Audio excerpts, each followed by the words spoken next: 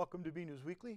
I'm Phil Gallagher, along with BNEWS Director Rich Hosford, BNEWS reporters Robert Parris and John Vias, Matt DiMarzio with sports, Peter Brown with the weather, and Maddie Shipka with the Community Bulletin Board. Thank you for joining us.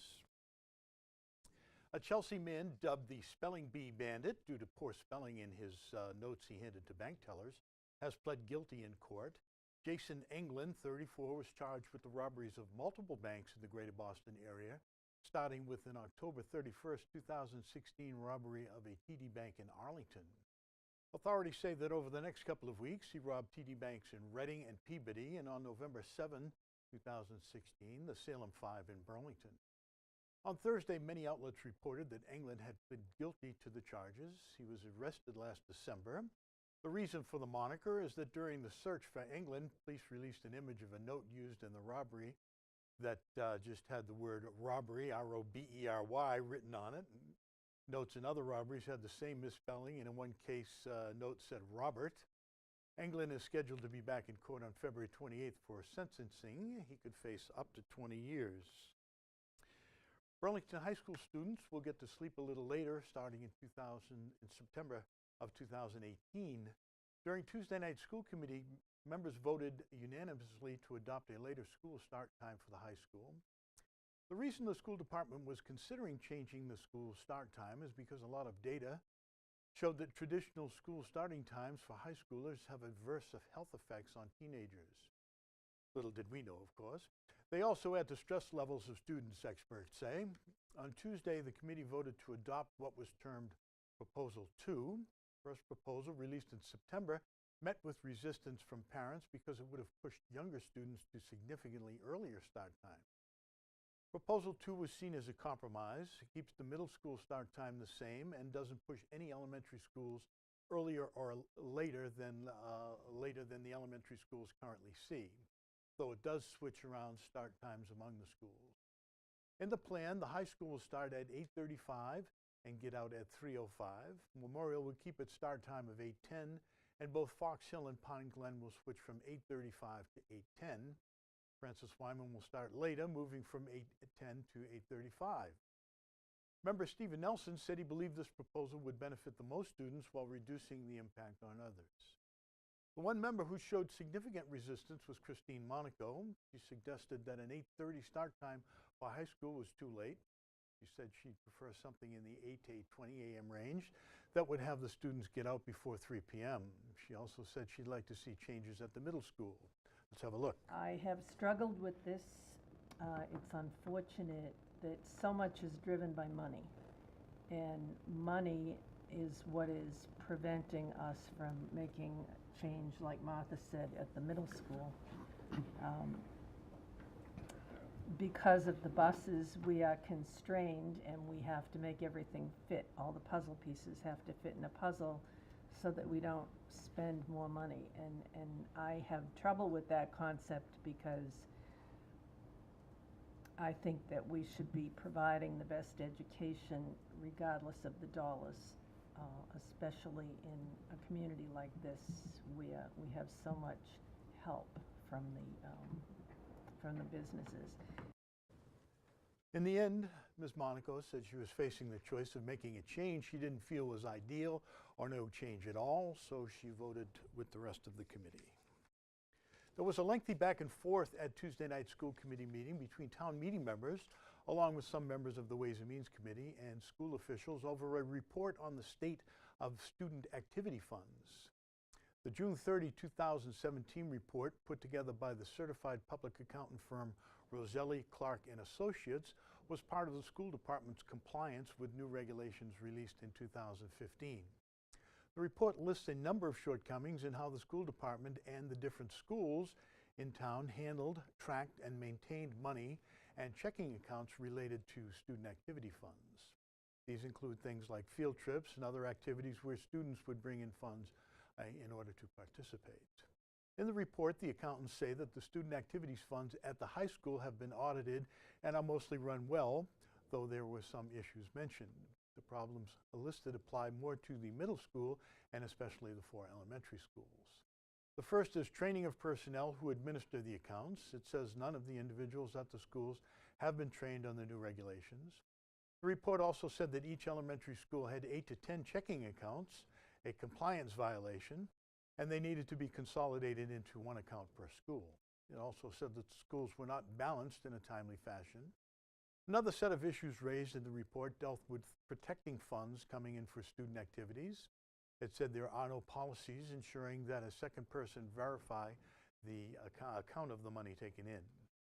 People in attendance, many of them town meeting members and or members of the Ways and Means, expressed concern over the report and questioned why the issues raised had not been addressed before now. Here are a couple of the responses. And the other thing I'd really like to know, and a lot of people ask me, 1996, the report says the elementary schools have 8 to 10 checking accounts apiece. Mm-hmm. None of them have ever been balanced. I want to know why nobody ever thought in 20 years to balance 30 checking accounts. In each of the elementary schools, between 8 and 10 accounts exist. Cash was being handed over to teachers and all to school administrators. There was no second person doing the cash. Even in a small mom and pop shop, when you have cash receipts, one person counts the cash, it's handed to a second individual to count. And none of this was being done at the elementary school level for 10, 20, 30 years. I have 2 school committee members here who have been members of the school committee for over 20 years. I don't know how this could be missed for basically 2+ decades. School officials and members of the school committee acknowledged the findings in the report and said the department would make the changes necessary to fix it. And I'm not excusing the lax process. Believe me, mea culpa, we did it. You can lecture to us all you want. You're not telling us anything we don't know. I was as upset as anybody else when I saw the results of this. I've been doing this for 20 years. Frankly, it never occurred to me to check in to see whether the teachers who were collecting their school trip money paid it all on buses and didn't use it for something else. Should have, didn't, never occurred to me. We have, administrative staff, we have principals. Everybody may be assuming somebody else was doing that. It didn't happen. I think the main thing to bring out of this meeting this evening, aside from, taking a well-deserved tongue lashing from people, is that we've got a new policy going in place. We've got a new budget analyst on board. She's working with the auditing company, CPA firm, whatever you want to call them, who they're working with to put these new policies in place. We will adopt it. There's going to be a more stringent and tighter monitoring of the process going forward. And next time, we'll be able to know exactly how much the 3rd grade teacher took in for the field trip to the Museum of Science and exactly how much she paid out. The school committee will take up the issue again at its next meeting and discuss the proposed new policy. They will also have a discussion on the Burlington High School's Music and Performing Arts Revolving Fund, which was also the subject of a concerning report and also involves much larger balances. Last Saturday, the town of Burlington's Veterans Service Office and the Allied Veterans Council held their annual Veterans Day ceremony on the town common. BNEWS reporter Robert Paris was there and files this report. Let's all take a moment of silence for the military veterans who have sacrificed their lives for our country. On Saturday, November 11th, the town of Burlington's Veterans Service Office and the Allied Veterans Council held their annual Veterans Day ceremony on the town common. Many town officials, veterans, including Korean War veterans, attended this year's ceremony. The guest speaker for this year is a retired active duty Air Force officer who now serves as the vice chairman of the Massachusetts Air and Space Museum. I was asked by a member of the Ancient Honorable Artillery Company that I work with, Michael Levy, and he invited me to speak, and I was very, very pleased since I have worked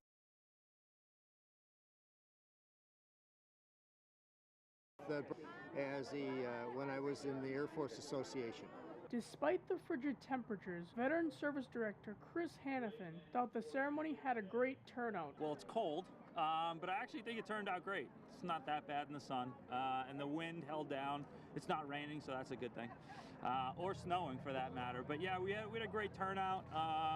We had a bunch of the Korean War veterans that were here to get awards, so all in all, I think it went well. During the ceremony, the Korean War veterans received the Korean Ambassador for Peace Medal. The awards came in probably about 2 months ago. and that we wanted to make sure that we gave all the veterans enough leeway so that we can present them the award in front of their families, but also in front of the community. And I want to emphasize that point because, you know, it's too often that we forget about what these guys' services really mean. And we go through our daily lives and we don't necessarily think about, you know, the trials and tribulations that veterans go through. So it was an opportunity not only just to give them the award, but also for the community to recognize them for their service as a whole. In his speech, Colonel Gologly talked a little bit about the history of the Korean War. I gave a little bit of the history and the atmosphere of the Korean conflict and how it basically was one of the actions that we were involved in that was more than just a conflict, like they said. And the veterans that were in it had to suffer through immeasurable amounts of weather and enemy action, which made it a very, very tough environment. Finally, there is a valuable lesson to learn from the holiday, and it's more than just saying thank you for your service. As a veteran myself, I take away the fact that I'm very proud to have served my country, and the fact that all the people that were here today, for example, from Korea, basically were offering their lives and their families' future for this country, and that's what it's all about. Take a deep breath, think about what Veterans Day means, and it's relatively easy to do. You go up to a veteran, you say thank you, but also think about, you know, the veterans that have come before us that maybe aren't here today, and recognizing them for their service. And I think that in all, it should be a good day. It should be a happy day, and it should be an opportunity for our country and our community as a whole to recognize those that have sacrificed a lot for the freedoms of this country. From the Town Common, I'm Robert Paris for BNEWS Weekly. Also on Veterans Day, Cub Scout Pack 105 gathered at the Parks and Recreation Center to launch model rockets in honor of those who served our country. BNEWS reporter John Bias was there and has this look. It was a chilly but memorable Veterans Day morning for Cub Scout Pack 105 as they gathered at the Burlington Parks and Recreation Department to launch model rockets into the sky in honor of the troops who put their lives on the line for America's freedom. 3, 2, 1. When lining up for takeoff, each Scout member announces the name of a specific veteran in whom their rocket is dedicated to. I would like to thank Louis Benadio. Thank you, John Anderson, for your service. I spoke with Linda McNamee, who explained to me what the kids were learning and the purpose of the craft. Well, the rockets themselves are model rockets that the boys are learning scientific principles about flight and about, you know, rockets. And then each individual rocket is labeled and named in honor of a veteran who passed away this past year. So each rocket is being launched in memory of a veteran. I also got to speak to a few Cub Scout members who told me what they liked best about the event and what Veterans Day means to them. Can I get you guys' names? Amani, Evan, Jason, Joseph. Hi, Joseph. How long have you been in the Cub Scouts for? About like 4 years. I think this is my first time. This is all of our first year. First time. Boy. All right. What do you guys like best about launching the rockets? Your rocket gets to get launched in the air. It toots. Same as him. Catching them. Oh, really? and what do you like best about Veterans Day? Celebrating American history. You get to honor the veterans that are on your rocket. My grandpa. Finally, we learn how launching these model rockets is a reminder of the importance of Veterans Day and how we should never forget the greatest service that has been brought to us generation after generation. I mean, I think the first and foremost is to show appreciation for the veterans who risk their lives overseas for our country, but I also want them to sort of appreciate the day and have a little fun out of you know, what I think is a really exciting and fun hobby on the side. So a little bit of both, if you will. To remember those who have come before us, to remember what they have given for our country, and that veterans and everyone who represent keeping our country safe are important to us and should be valued. When it comes to Veterans Day and the Cub Scouts involvement in the ceremonies, I really just want them to understand, appreciate what many Americans do, and that's give their time, their energy. They go away from their families, and in some cases they don't return. They risk their lives. I want our kids to understand that what veterans do in many ways parallels with what they learn about in scouting in terms of honor and loyalty and duty to community and countries. It takes a community to protect our country and to basically make the right choices all of the time. With Cub Scout Pack 105 at the Burlington Parks and Recreation Department, I'm John Vias, wishing all of our troops, young and old, and their families, a happy Veterans Day from BNEWS Weekly.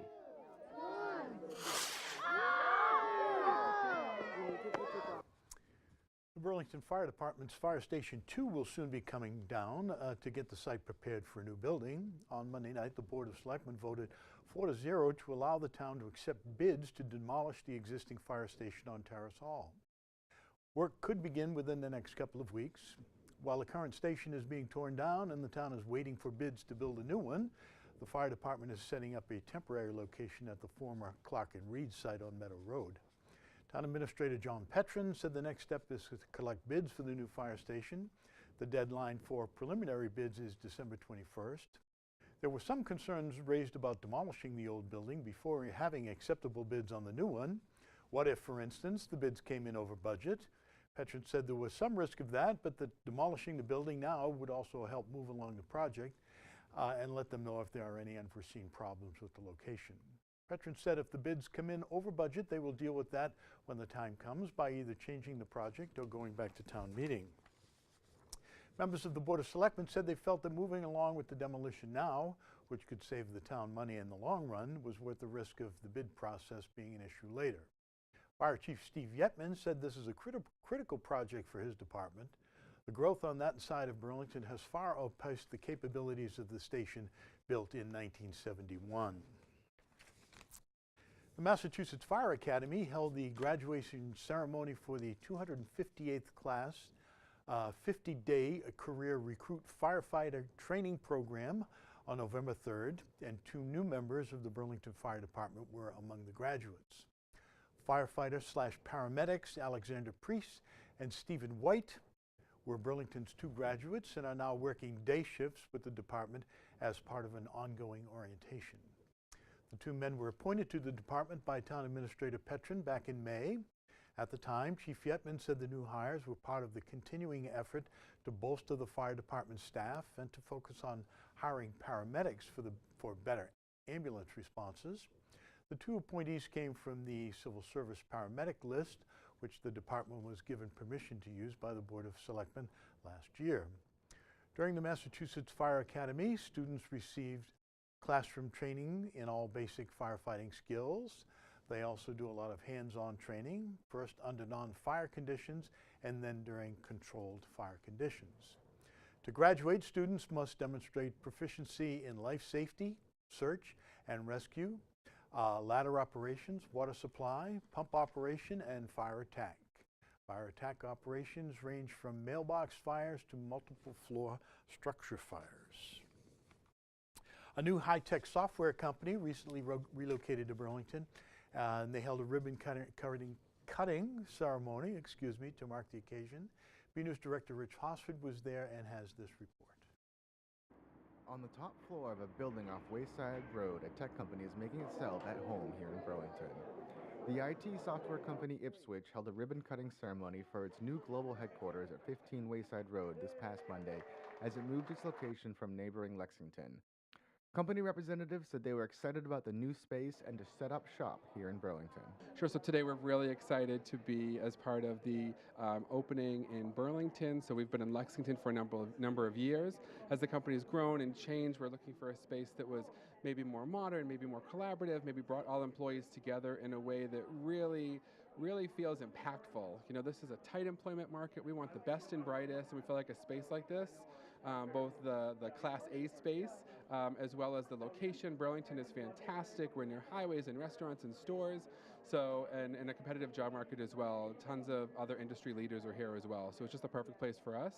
And we're excited to do a grand opening of a fantastic new facility, along with a service event supporting the Wonder Fund, which employees are very passionate about. So what does Burlington's newest tech company do? Sure, so Ipswich is a technology organization. We have customers globally and employees globally, and we focus in both managed file transfer and network monitoring.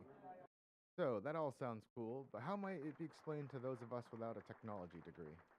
Sure, easy. How it has to be explained to me, because I'm not a technologist, I'm in human resources. So I explain network monitoring as making sure in a company that a network is up and running. Everything works. And if it doesn't, we're the people who tell you it's broken. So that's probably the network monitoring side. And managed file transfer, just like getting data from one place to another and doing it in a safe, secure way. Local leaders say that Ipswich's decision to locate here among all the choices offered to high-end tech companies says a lot about Burlington, its business community, and the amenities it offers. When companies are looking to find space to locate in this area, it's not so much the name of the town that they care about, it's the amenities of the town they care about. It's the way that they can operate here. And here in Burlington, they know that we have restaurants that are available to them. I was talking to one of their executives just a few minutes ago.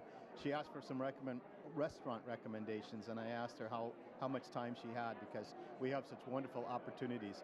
That's what brings our high-tech businesses here. That's what brings the employees here. It's our job to manage the traffic that might bring, but we can do that, and we're continuing to work on that. Well, I think Burlington is doing a very good job at attracting companies that want to be where the action is and want to be where the energy and momentum is. Companies recently coming in, you know, Millipore was a big boost to the community. This is where things are happening. We've got the amenities, we've got the hotels, we have the restaurants, but we also have those companies looking to make Burlington their home and really be part of the fabric of the community. After the ribbon-cutting ceremony, Ipswich employees took some time out of their day to sort clothing, supplies, and special treats for children in support of the Wonder Fund, a charity spearheaded by Massachusetts First Lady Lauren Baker. Well, this is the Wonder Fund, which is a new nonprofit that works with a unique partnership with the Department of Children and Families. So we provide resources for the children engaged with the department for moments that really matter to a child.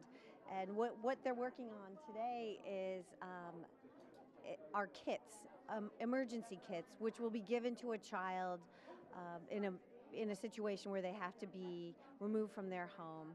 And so this will give a child in a traumatic situation a duffel bag complete with, you know, new pajamas and maybe a teddy bear, things like that might make a really difficult moment a little more comfortable for a child. First Lady Baker said she was thankful for the support offered by Ipswich and for all the work it does for the community. Well, Ipswich is incredibly involved in their community, and they do work for a lot of really great organizations, and the Wonder Fund is thrilled to be one of the beneficiaries of today's service project. So we're really grateful to Ipswich for including us in their community service efforts. It's really cool. At the new Ipswich Global Headquarters, I'm BNEWS Director Rich Hosford. A project long in the making and including a convoluted argument over stovetop cooking, the project has opened. On Tuesday, there was a ribbon cutting for the Residence Inn by Marriott in the district that was attended by business leaders and some local officials. The hotel boasts 170 suites and is geared towards business travelers visiting local companies. It has an indoor swimming pool with a whirlpool and a 24-hour fitness center. There will also be an outdoor area with a grill and fire pit. Currently, the hotel offers a complimentary breakfast buffet. A high-end steak and seafood restaurant named Black and Blue Steak and Crab is scheduled to open on the premises this spring. We go now to BNews weatherman Peter Brown in our weather center for our Thanksgiving week forecast. We'll also check out the community calendar with Madison Shipka to see what's happening in Burlington.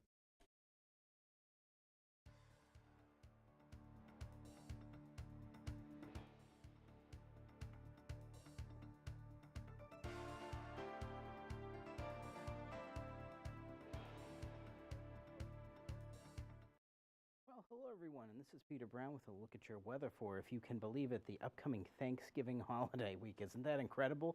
We have made it definitely to the holiday season already, and you can definitely tell that it's feeling like the holidays out there. It's been an extremely cold start to November, that's for sure. As we start out our day on Friday, we're going to see no exception to that, that's for sure. We're going to see temperatures starting out on our highs on Friday only in the low 40s. It's going to be sunny out there, but a little bit breezy, so those wind chills are going to be pretty much down in the 30s. So it's really going to still feel like the end of December more than the middle of November, that's for sure. As you see, as we get to the end of our period on Thanksgiving Day, our average temperature should be about in the mid-40s. And actually, by the time we get to Thanksgiving, we are going to see some very, very cool air actually making its way down here into Burlington. So keep that in mind when you're out there at the football game Thursday morning, that's for sure. And of course, length of day keeps getting shorter and shorter. We've only got about maybe 4 to 5 weeks more left until the days start to get a little bit longer again. So that's a little bit of something to look forward to, that's for sure, in the weather department. Now, as we move ahead, I'm going to show you a little bit about what's going to be going on with our weather for the next 7 days. And we're actually going to be seeing a fairly active and very fast-moving pattern here in the Burlington area and for all of southern New England. We're going to see a series of rather weak low-pressure centers that are going to be spiraling around a big high-pressure center that's going to be centered up over eastern Canada going up towards Greenland. This is going to be causing kind of a block in the far northern Atlantic, and that's going to cause these small storms to keep rotating through our area for about the next 7 to 10 days or so. Now, on Friday, we're going to, of course, see this low-pressure center moving out of our area, brought us some rain on Thursday, some more beneficial rain, but some very cool temperatures with it, that's for sure. Now, as we move into the Saturday and Sunday time frame, we're going to be seeing another low-pressure center heading down towards us from central Canada. Now, this one we're going to have to watch a little bit. We're expecting maybe a little bit of heavy rain with this here in the southern New England area, maybe some brief heavy snow up in northern New England. But you're going to notice on Saturday, especially Saturday night, if you have to be out and you have any plans at all in the Burlington area, we're going to see some very strong southwesterly winds, maybe even gusting up to near 50 miles an hour. And after this next cold front passes through by the weekend, going into Sunday into Monday, we're again going to see very strong winds coming out of the northwest, bringing some very cold air into the Burlington area. Other than that, though, looks like originally we were looking at the possibility of a large storm around next Wednesday when we were looking at the models a few days ago. Looks like that threat has kind of disappeared for now, and looks like we're going to have fair skies if you're doing any traveling all of next week, and especially on Wednesday. That's for sure the busiest travel day of the year. As we move ahead, I'm going to show you a little bit about those temperatures that we're going to be expecting for the next 7 days. Again, starting out on Friday, we're going to see bright, brilliant sunshine out there. Beautiful blue skies, but temperatures, again, very chilly, only in the low 40s. And of course, as we get again looking into Saturday and Sunday, we're going to introduce that chance of maybe some heavier rain, especially the Saturday night into Sunday morning time frame. And we're going to see maybe the chance of even a few wet snowflakes mixing in on Sunday morning. Nothing accumulating, just a few flurries here and there. But keep in mind, if you have to be out on Sunday starting your grocery shopping for Thanksgiving, keep in mind the winds are going to be very strong out there, so keep that in mind. Of course, getting into Monday, we're going to see bright sunshine return, temperatures only in the upper 30s, so a real winter feel to the air. As we go ahead towards Tuesday, you're going to see temperatures moderate for only about a day or so, but highs will be getting up north of 50. So if you're going out to those stores to get any last-minute shopping for Thanksgiving done or traveling on Tuesday, have some pretty nice conditions. And as we get into Wednesday, that all-important, extremely busy travel day before Thanksgiving, we are going to see the chance of maybe some rain and maybe some light snow showers as we see another Arctic front pass by us.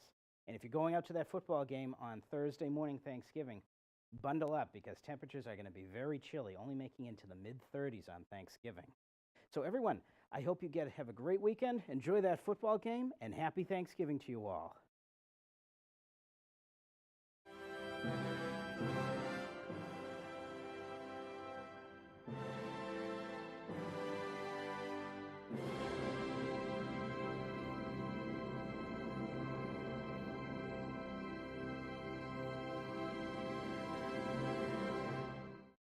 Hello, I'm Maddie Shipka, and this is your community calendar. Bring your stuffed animals and get ready to party. On Tuesday, November 21st, from 3:30 to 4:15 p.m., the Burlington Public Library will be having an event called Party with Your Bear Day. Bring your favorite stuffed friend and enjoy some fun activities along with it. Everyone is welcome. The event is free. For more information, visit burlington.org or call 781-270-1690. Come enjoy a night of accomplishments from a local organization. On Wednesday, November 29th, from 5 to 8 p.m., the Burlington Area Chamber of Commerce will be having their annual meeting and networking dinner. The event is a year in review of the Chamber's accomplishments and what goals they are preparing for the upcoming year. The event will have guest speaker Robert DeLeo. The event is $50 for Chamber members and $75 for non-Chamber members.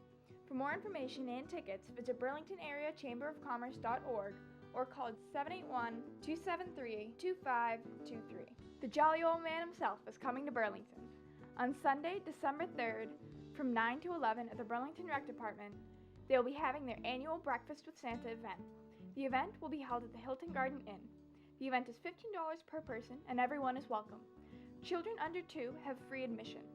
For tickets, please go to the Burlington Parks and Recreation Center or call 781-270-1695. I'm Maddie Shipka, and this has been your Community Calendar. Fall sports season is rapidly coming to an end. We go now to BNEWS sports reporter Matt DiMarzio for a look at all the playoff action. Hey everyone, this is Matt DiMarzio here with your BNEWS Sports Report.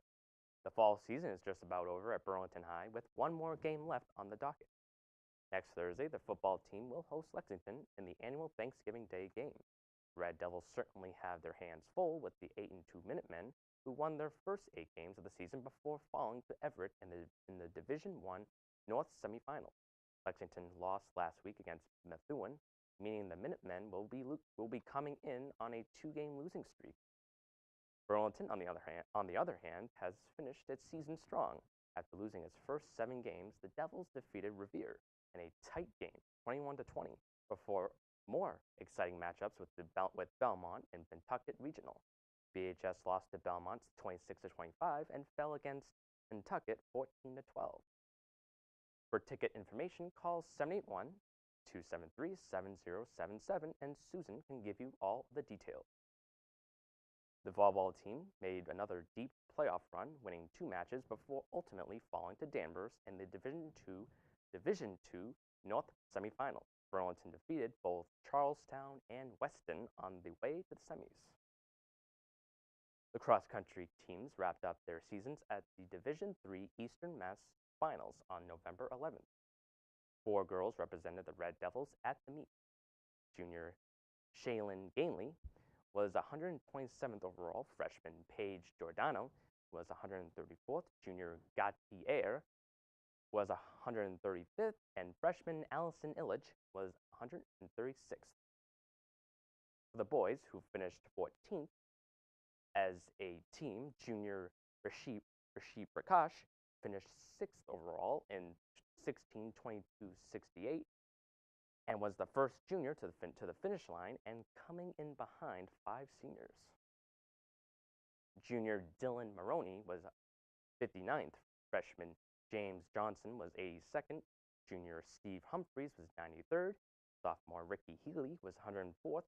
And junior Ryan Jogas was 111th. Senior Jack Hirsch also represented Burlington at the event. Prakash advanced to this weekend's all-state meet. The swim team competed at the North Sectional meet and had several athletes in action. The medley relay team of Julia Havas, Sarah Conley, Marissa Cormier, and Navia Sebastian finished 17th, and freshman Chloe Poles scored in 2 events, taking 14th in the 50-yard freestyle and 12th in the 100-yard freestyle.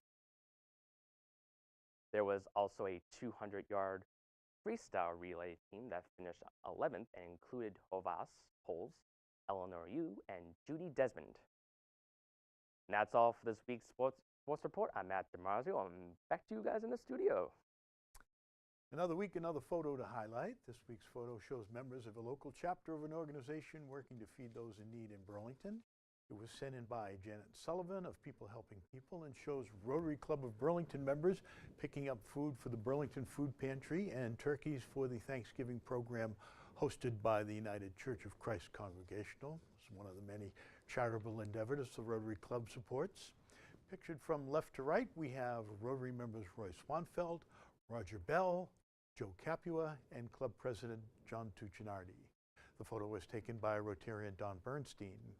We'd like to see your photos. They could be of something you see around town, the weather outside, your own door, or even photos of your family members, friends, and pets. Whatever you think is interesting and would like to share, we'd like to see them.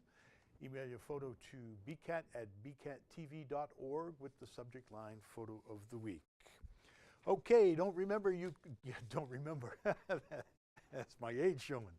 Don't forget that you can get all of our BNews stories archived at bcattv.org. You can also sign up for a daily BNews daily newsletter giving you all of the news that's happening in Burlington, written by our BNews director, Rich Hosford.